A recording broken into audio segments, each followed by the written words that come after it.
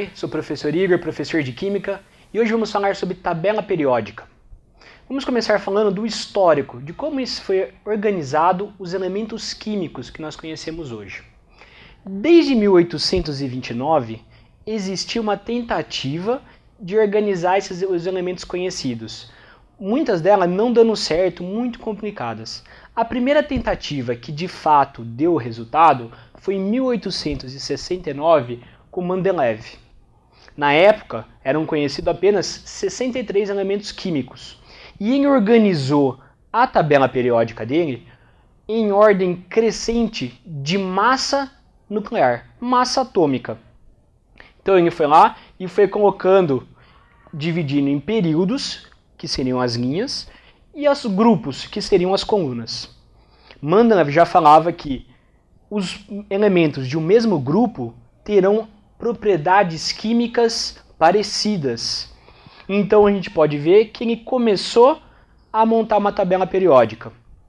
Interessante é que tinha espaços em brancos, porque tinha elementos que ele ainda não conhecia, então não tinha como saber que teria aqui, mas tinha espaços de elementos que ele também não conhecia, mas ele tinha certeza que teria algum elemento que cairia nesse grupo aqui.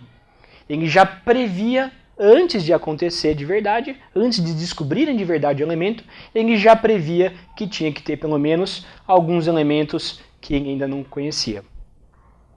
Essa tabela periódica, se você está acostumado com a nossa do dia a dia, você vai ver que tem algumas distorções, muitas coisas parecidas. A gente nota algumas semelhanças, mas algumas distorções.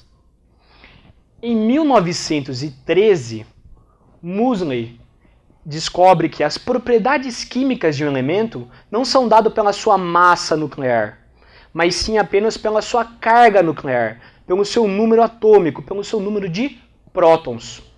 Sabendo disso, Moseley reorganiza a tabela criada por Mendeleev. Ao reorganizar, ele tira essas inconsistências que a gente conhece da tabela de Mendeleev e organiza a tabela mais atual. Então ele vai organizar em ordem crescente de número atômico, tudo bem? E vai observar a mesma coisa que Mendeleev já observava. Existe uma certa repetição nas propriedades da tabela.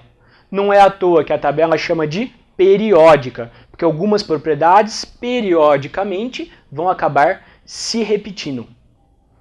Tudo bem? Isso foi um breve histórico da tabela periódica.